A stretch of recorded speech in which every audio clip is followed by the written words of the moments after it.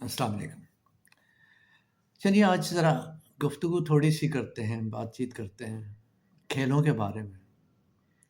वैसे तो हमारे माशरे में जिस माशरे से हम ताल्लुक़ रखते हैं बिलअमूम ऑर्गेनाइज़्ड तरीक़े से अपनी ज़िंदगी नहीं गुज़ारी जाती, काम नहीं किए जाते, चाहे वो तालीम हो, चाहे वो खेल हो या दीगर मामलात हो, रस्म-व-रवाज के हों, ए एक इंटरेक्शन हो, सोशल इंटरेक्शन लोगों के साथ, रिश्तेदारों के साथ, दोस्तों के साथ, जानने वालों के साथ, वक़्ती महफ़िलों में ये जो लोग हम इकट्ठे होते हैं उनके साथ। तो ये सारा हमें प्लान करना पड़ेगा या समझना पड़ेगा या समझना चाहिए। ये काम नहीं होता। कुछ इसी रविश में हम देखते हैं कि बहुत से काम हमारे रह जाते हैं उसी एक अनप्लान्ड बिहेवियर में। मसलन खेलें हैं, एजुकेशन है बहुत इम्पोर्टेंट है। अब उसका हम किस तरह से लेते हैं, किस तरह काम करते हैं, कितना बजट उनके लिए रखते हैं और तालीम को हम किस तरह से उसके मकासद हासिल करके तो उसे हम आगे ले जाना चाहते हैं, उसे इस्तेमाल कैसे करना चाहते हैं। उसे तरबियत के लिए इस्तेमाल करते हैं या हम सिर्फ़ उसमें हमारी यही पेश नज़र हमारे होता है कि हम पैसा कमाने के लिए तालीम हासिल करें। वो बाद के सवाल आएँगे जब पैसा कमाया जाए या नहीं कमाया जाए, तो उस वक़्त क्या होगा? उसको किस तरह से ऑर्गेनाइज़ किया जाए? ख़ैर, ये किताब की मानद, किताब लिखने की मानद ये सारे रवैये हैं, जिन पर तफ़सील से बात हो सकती है। लेकिन बात असल में ये एक टॉपिक को चलिए ले लेते हैं, उसी पे बात करनी है। बात खेलों से के बारे में मैंने आपसे कहा कि खेलों के बारे में बात करते हैं। तो तालीम को हम इम्पोर्टेंट समझते हैं, उसके बारे में मैंने जैसे कहा कि रवैये सीरियस नहीं है। इसी तरह खेल के बारे में हम इसकी अहमियत को और इसे ऑर्गेनाइज़ करके हम बच्चों को तरबियत के लिए इधर नहीं भेजते। जबकि मैं समझता हूँ कि आज इतने तरक्की याफ़्ता यानी इल्म जो है बहुत ज़्यादा हो चुका हुआ है। यहाँ तक कि हमें इल्म हासिल करने के लिए चूज़ करना पड़ता है, पहले ये सोचना पड़ता है या सोचना चाहिए कि हम कौन-सा इल्म हासिल करें, कौन से को साइड पे हटा दें या कौन-सी हमारी ज़रूरत ना तालीम के हवाले से है, ना उसके हवाले से है, तरबियत के हवाले से। अजीब सेंटेंस लगता है सुनने में कि तालीम की ज़रूरत जो है, वो कई चीज़ें हम तालीम की नज़रअंदाज करते हैं, ऐसा नहीं है। बल्कि जिनका हमारी ज़िंदगी से ताल्लुक़ नहीं है, जिसकी हम एक्सपर्टीज़ नहीं है, जो कि हम इस तरह नहीं है कि वो हमारी ज़िंदगी में काम आई या हम उसे इस्तेमाल में ला के तो हम अपने माशरे के लिए उसे इस्तेमाल कर सकें। ऐसी चीज़ों का नज़रअंदाज किया जा सकता है। तो मैं आता हूँ टॉपिक पे इसे ज़रा कन्फाइन करने के लिए गुफ्तगू को। एजुकेशन के साथ-साथ तालीम की बात मैं कर रहा था। तालीम के साथ-साथ बात कर रहा था खेलों की। एक्सरसाइज़ेज़ हैं, कसरत है, गेम्स हैं ये। तो वो मैं अब बात कर रहा था कि अफ़सोस की बात ये है कि इस बात की अहमियत बहुत ज़्यादा पुराने ज़माने में जानी जाती थी। खेलों की, एक्सरसाइज़ेज़ की, सेहत की। अब वो बात नहीं रही। अक्सर बच्चों से मैं पूछता हूँ जब एक तज्ज़िये के मूड में होता हूँ, ऑब्ज़र्वेशन के मूड में होता हूँ कि भई आप कोई खेल खेलते हैं? दूसरा सवाल मेरा यही होता है कि हाँ, कैसे खेलते हैं? क्या तरीका है? उसमें टेक्निक्स क्या हैं? उसके फ़ायदे क्या हैं? नुकसान क्या है? कितना आपको खेलना चाहिए? लेकिन पहले सवाल पे ही बिलअमूम बात हो जाती है। वो ये कि सवाल ये होता है कि आप खेल खेलते हैं? तो जवाब में वो आता है, हाँ जी, खेलते हैं। क्या जी, क्रिकेट खेलते हैं फ़र्ज़ किया। तो क्रिकेट खेलते हैं तो उसमें से बहुत से बच्चे यही कहेंगे जी कि हम वो ये कंप्यूटर गेम्स में खेलते हैं। या और गेम्स हैं, वो उन गेम्स के नाम गिनवा देंगे जो कि कंप्यूटर गेम्स हैं जिनका جسمانی مشقت سے کام ہی نہیں ہے جو میں بات کر رہا ہوں، کہ بہت اویئرنیس تھی۔ پرانے زمانے میں تو یہی تھا کہ کثرت جو ہے وہ ایک سروائیول کا مسئلہ تھا، سخت زندگی تھی اس کا مقابلہ کرنے کے لیے۔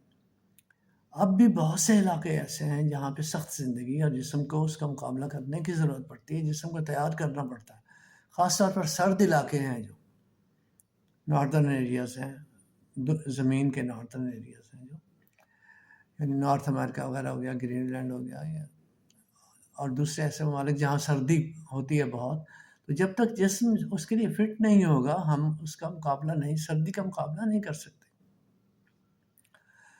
تو میں یہ کہہ رہا تھا کہ جیسے پہلے زمانے میں ایک اویئرنیس تھی کہ موسم کے ساتھ، جانوروں کے ساتھ، زندگی کے ساتھ فائٹ کرنے کے لیے ہمیں جسمانی صحت بہت اس کا دھیان رکھنے کی ضرورت ہے ہمیں، تو وہ اویئرنیس اب نہیں ہے۔ اب بھی بیشتر حالات ویسے ہی ہیں، لیکن ہمارے جسم اس قابل نہیں ہے کہ وہ ان حالات کا مقابلہ کریں۔ نتیجے میں ہم دوائیاں، وائٹامنس کھا کے، تو وہ انڈسٹری ہے جو اس کی میڈیسن انڈسٹری، ان کو ہی سپورٹ کر رہے ہیں، اور وہ میڈیسنس بھی ہمارے ایک طرح کی زندگی کے معمول کا حصہ بن گئے۔ تو وہ میڈیسنس، چلیے نئی بات کرتے ہیں اس کو، کیونکہ وہ پھر ایک نئی بات، نئی بحث، نئی گفتگو شروع ہو جائے گی۔ تو یہ آتا ہوں دوبارہ سے کہ پہلے زمانے میں اس بات کی اہمیت کا زیادہ اندازہ ہوتا تھا، زیادہ احساس ہوتا تھا، زیادہ اویئرنیس تھی، اس کے لیے باقاعدہ پلاننگز ہوتی تھی۔ لوگ جو ہیں مقابلے جب ہوتے تھے تو اس میں حصہ لینے کے لیے کئی پورا سال جو ہے، اور کئی سال اس کی تیاری کرتے تھے۔ مثلا یونان میں بہت، یہ BC کی بات ہے کہ تو 300-400 سال پہلے BC، تو اس میں اولمپیا میں سپورٹس ہوتی تھی، یہ سالانہ گیمز ہوتی تھی، مختلف حصوں سے لوگ، یونان کے علاوہ بھی دور دور سے لوگ آتے تھے اور انہیں مقابلوں میں حصہ لیتے تھے۔ وہاں پر پورا اہتمام ہوتا تھا، رہنے کا ایک بازار لگتا تھا، جیسے گیمز ہوتی ہیں، بڑے بڑے مقابلے ہوتے ہیں آج کل بھی، تو ہوٹلز وغیرہ اور دیگر سارے پروگرامس یا سہولتیں فراہم کی جاتی ہیں۔ تب بھی ایسے ہی ہوتا تھا، یعنی اس ایکٹیویٹی کا، کھیلوں کی نوعیت مختلف ہو سکتی ہے لیکن ایکٹیویٹی دیکھیے وہیں سے سٹارٹ ہوتی ہے۔ اولمپیا سے ہی، جو جس شہر کا میں نے ذکر کیا یونان کے، تو وہاں پہ اتنی پرانی روایت ہے کھیلوں کی کہ وہیں سے اولمپکس بنے، کھیلوں میں اضافہ ہو گیا۔ تو یہ اویئرنیس بہت ضروری ہے۔ اب اس کے لیے ہم پیرنٹس جو ہیں وہ تو بالکل ہی وہ سمجھتے ہیں کہ کھیل کود ہے جو یہ بچے کو خراب کر رہی ہے، اس کی پڑھائی خراب کر رہی ہے۔ نتیجہ کیا ہوتا ہے کہ نہ وہ صحت جو کہ پڑھائی کے لیے بھی بہت ضروری ہے وہ بھی نہیں بن پاتی، اور تعلیم بھی نہیں ہو پاتی، اور وقت کا، موسم کا جو مقابلہ کرنے کے لیے جو جسم کی ضرورتیں ہیں وہ بھی پوری نہیں ہو پاتی۔ اتنا ہی نہیں، سپورٹس جو ہیں ہمیں ایک ڈسپلن سکھاتے ہیں، زندگی کا ڈسپلن، جس میں ایک حکمرانی ہے کسی کی تو اس کی بات مان کے تو ہمیں چلنا ہے، اس کی ہدایات پہ چلنا ہے، اور پھر اصولوں کا، حکمرانی کا تو ایک ہو گیا، پھر اصول ہیں، ہر کھیل کے اپنے اپنے اصول ہیں، ان اصولوں میں رہ کے ہمیں کام کرنا ہے، یعنی اصولوں کی پاسداری کا سبق بھی ہمیں انہی کھیلوں سے ملے گا۔ اب آئیے ایک ہیڈ کی اوبیڈینس کی بات، لیڈر کی بات، لیڈر جس کو مان لیا اس کی بات ماننی ہے، اور اس کے مشورے اور اس کی پالیسی پہ چلنا ہے۔ یہ میں بتا رہا ہوں کہ ان کھیلوں کی تربیت اگر ان کو صحیح طرح سے آرگنائز کیا جائے، کھیلوں کو، تو وہ کس طرح سے ہمارے کام آ سکتی ہیں۔ اس کے بعد وقت کی پابندی، ایک لمیٹڈ کام میں فتح حاصل کرنے کا جذبہ اور اس کی کوشش، ٹیم ورک جو ہے یہ، اس کا جذبہ اور اس کو ٹیم ورک کو کس طرح کرنا ہے اور اسے کامیابی کی طرف کس طرح لے کے جانے کی کوشش کرنی ہے، یہ ایک بہت امپورٹنٹ بات ہے۔ پھر یہ کہ کھلاڑی جو ہے، ایک کھلاڑی کسی بھی دوسرے کھلاڑی کی عزت کرے گا، اس ایکٹیویٹی میں حصہ لینے والوں کی عزت کرے گا۔ اس میں اب دیکھیے مساوات کی جب ہم بات فرض کیا، ایک بہت امپورٹنٹ ٹاپک ہے جو کہ عام انسانی ویلیوز ہیں، جو اقدار ہیں ان کے ساتھ چلتے ہیں، تو اس میں یہاں پہ بھی دیکھیے یہ انسانی اقدار ہیں، جو مساوات کی جو بات ہے، اس میں مذہب، رنگ، مذہب، ملک، یہ کوئی چیزیں، یہ شرائط نہیں ہے۔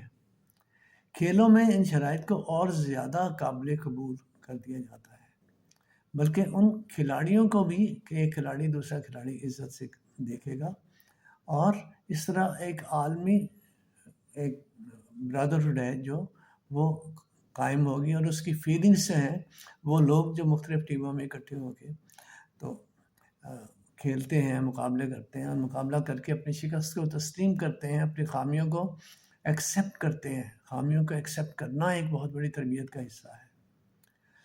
تو اس لیے یہ ساری تربیت، اس طرح ہم باتیں کرتے جائیں گے تو بہت سے پہلو ہمارے سامنے اجاگر ہوتے جائیں گے، لیکن یہ اور اس طرح کی اور بہت سی باتیں جو ہیں، وہ بہت سی خوبیاں بہت ہمارے سامنے آ جائیں گی اگر ہم کھیلوں کو آرگنائز طریقے سے کریں گے۔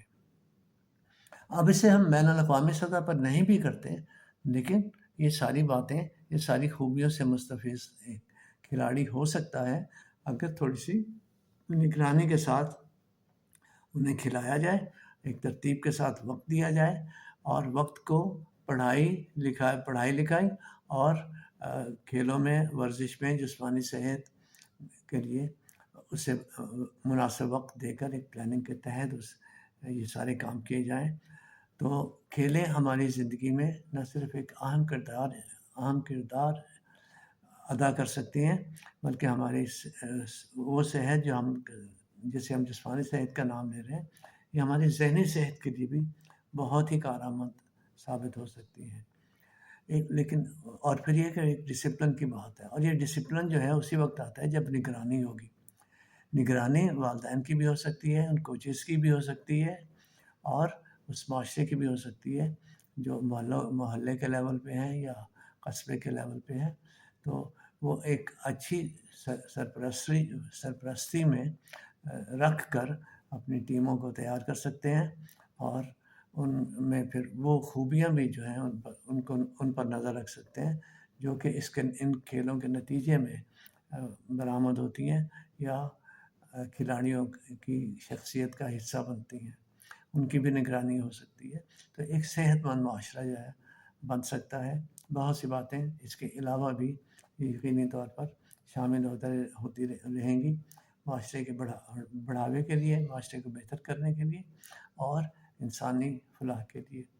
تو اس بات پہ ہم سب کو غور کرنے کی ضرورت ہے، اور جو ہمارا کردار اس میں ہو سکتا ہے اسے ادا کرنے کی ضرورت ہے۔ Thank you very much.